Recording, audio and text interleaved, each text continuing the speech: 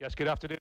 To the press conference for the opening race of the 2016 TT, the RST Superbike race. Our podium today: in third place for Honda Racing, John McGuinness; in second place for Tyco BMW, Ian Hutchinson; and our winner for Hawk Racing BMW, Michael Dunlop. And let's go straight to Michael.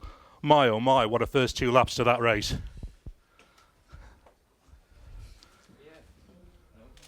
Things not working. It's all right, you're on.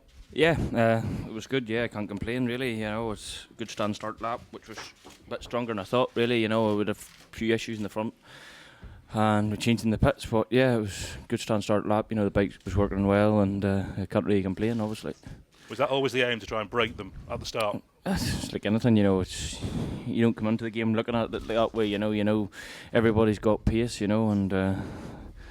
You just go into it with what you've got, and if it's good enough, well and good. And that's the name of the game, really. Absolutely. We'll come back and speak to you in just a little bit. We'll move on to John McGuinness for finishing third. And you finished third in a race where you've had a grandstand seat to just an amazing set of laps going on.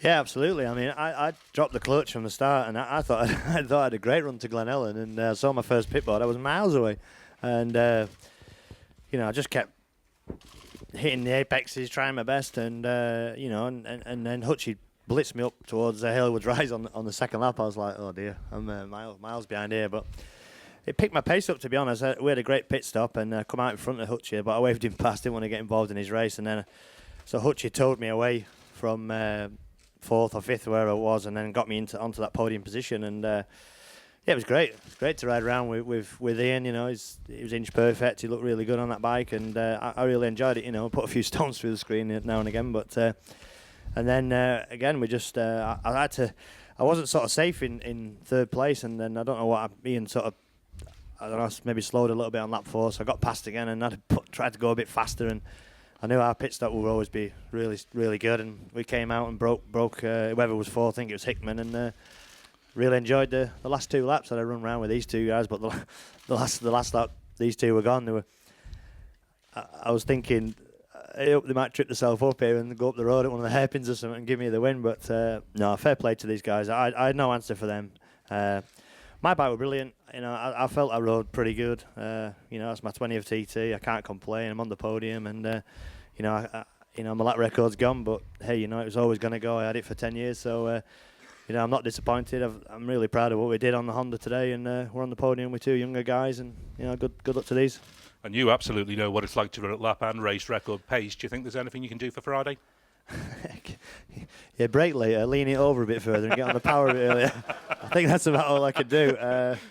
But I don't know. I'll just do my best. Anything can happen. It's a long race, 6 laps. It's tough, and if these guys are going to be doing that from a standing start, it's going to be really, really tough. But I don't know. I want to enjoy myself. The Honda's a great bike, and we've had some unbelievable success on it over the last 8 years. And maybe the new bike next year, and if we want to do it and come back again and have another go with a new bike, hopefully that'll be a bit more competitive and give these boys a bit more of a run for the money. Well, congratulations. Hopefully we'll speak to you as the week goes on. We'll move over to Ian Hutchinson. You must have thought coming out of practice that you had the pace to live with, Michael. Yeah, well, I knew that the first race was going to be my hardest race. Obviously, it's my first race I've ever done on the BMW around here, and no matter what's gone on in practice, it's going to be different in the race. And my biggest concern was seeing my first pit board and being 7 or 8 seconds down to Michael at Glen Helen, which I was expecting. So when it said -2, I was absolutely peaking, to be honest. So.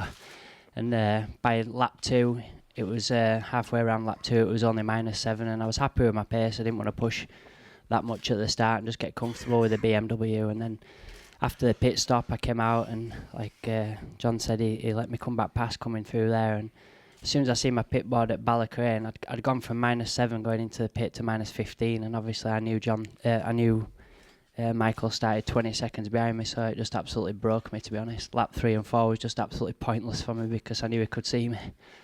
But I think that those pit stops must give you a little bit of hope, because you dropped probably 6 or 7 seconds, I think, to Michael across those pit stops. So take those out of the equation and you're closing in on 10 seconds behind only across 6 laps. Yeah, we need to have a look what went on there, obviously, because with him behind me, it's impossible to be able to lose that sort of time as soon as someone can see you. And the chain started jumping on the sprocket, and I missed a few gears when I was back in front of John, and false neutral there, and then at Ballaugh it come back into neutral, and Michael nearly hit the back of me, and it was just a bit of a nightmare, those 2 laps. So after the last pit I thought, right, I really need to try and get some data for next senior race, and I started to push on again, and it's pretty pointless passing Michael obviously, but I just wanted to do my own thing, so I passed him back and pushed as much as I could, just so that we've got a bit we can sit down and look at for next Friday.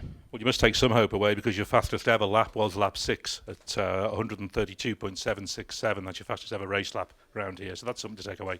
Yeah, it was a pretty steady lap, and somebody's crashed up all right at Keppel Gates. Obviously, we were all kind of slowed up for the crash there, but apart from that, we had a crisp packet in the road. Me and John at Union Mills. I was like, "What the fuck's that?" when I tipped in, but I looked like a rock. But yeah, it was just a crisp packet. Apart from that, but I mean, great job by Michael today, and well done to him and his team. Congratulations to you. Apologies for the expletive there from Ian.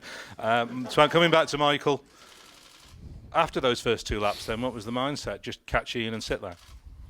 Yeah, we just pushed on. We knew we had pace, and we were decent. We were, to a degree, maybe the underdogs a little today, and we just battered on, and to do the stand-start lap at that pace, I think that's was pretty good, and mostly from your stand-start, you nip 7 seconds off it for the flying run, so it showed we had real good pace, so there's definitely a 34 on me, if not maybe a 35, so I think there's definitely something to go for. I've still got a few things I want to change, and I want to keep pushing, and I want to find the limit is, no matter where it's at, we're going to find it. So there's only one way to find it, is to push it to the max. So I'll have a go. We've got changes to make as well, and I think we lost a bit in the pits as well ourselves. And one of the laps I came in behind, and I just lost a bit coming out. But that's neither here or there. I just watch myself and keep myself in the right. And big credit to Stuart. He's doing it. It was all, the effort they done was all out of their own pocket. You know what I mean? He's everything I asked for, he gave me, and he said to me at the start of the year, he says, I can't give you factory bikes, he says, but I can give you my all, and he says, well, that's enough for me, and I can, that's big ones for him really, and his health hadn't been great for a couple of years, and after we left in 14 out of that team, and bad year last year, and his health took a bit of a turn for the worst, and he's come back strong again, and he's put me a fantastic bike together. Yeah, in terms of the Northwest and here, and really even picking up from the end of the TT last year, that final lap of the senior last year, you've just been on it. Yeah, Stuart's been very loyal to me, after last year, and we had problems with the bike, and obviously we ditched that here middle week, and Stuart gave me a bike. He at that point, obviously, was probably really at the end of his health at that time, and he said, look, Mike, that's all we've got. We've got a BSB bike, you can use it, and we used it, and it was great. We had a good run in the first race until we fell, and a back marker, and then we had a good second race, on a bike that, really wasn't built for here. So he built me one for here, and we come back and we went a little quicker, so that's good. Does it feel dramatically quicker when you're going at 16:56 pace or whatever it was? Not really, there's definitely more pace there. I made a few mistakes in the first and second lap. We thought we had an issue with the rear, and I said it to Steve when I come into the pits. I said, Steve, there's something wrong, and he says, right, okay. They were firing clickers at it, and sort of brought it back round again. So yeah, the pace seemed good, just was steady and hooked my apexes and stuff like that. But when you're sitting there and 6 laps to go, it's hard to just watch what you're doing with the engine, make sure everything's okay, and the bike never missed a beat. And more to come, presumably on Friday, you hope? Obviously, Friday's a different day, today was the day, it's, I don't know, everybody's got their own opinion about, new bikes, whatever, and, old bikes, and everybody's on their own thing, but today was a big starting point for us as well, and new bike and stuff as well from what we built, and I think obviously come Friday the weather's good again. It is going to be hot and heavy, but it's not always the case. Sometimes everybody thinks, because today, Friday will be better, but tar, track conditions, weather conditions, everyone plays a big part on how quick we're going to go, but yeah, I'll have a go on Friday anyway. 16 minutes 58.254, 133.393. Many congratulations today. Thank you. Our top 3 in the RST Superbike TT. In third place, John McGuinness. In second, Ian Hutchinson. And now a 12-time TT winner, Michael Dunlop.